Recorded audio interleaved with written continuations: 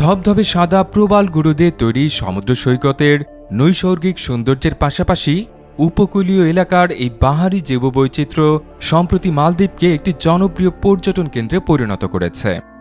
একবিংশ শতকে এসে দেশটির অর্থনীতিতে পর্যটন খাতের অবদান মৎস্য সম্পদ খাতকে ছাড়িয়ে গেছে।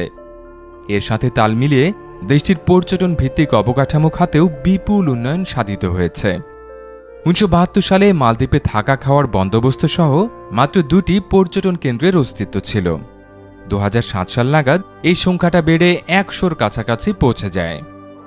মালদ্বীপের পর্যটন মন্ত্রণালয়ের পরিসংখ্যান অনুযায়ী 2019 সালে দেশটিতে অন্তত 17 লাখ বিদেশি পর্যটক এসেছেন। এখানে উপকূল সংলগ্ন সমুদ্রে স্কুবা ডাইভিং পর্যটকদের জন্য মূল আকর্ষণ হিসেবে কাজ করে। এখানে স্কুবা ডাইভিংয়ের সময় মনে হবে আপনি যেন বিশাল কোনো অ্যাকোয়ারিয়ামের মধ্যে ঘুরে বেড়াচ্ছেন।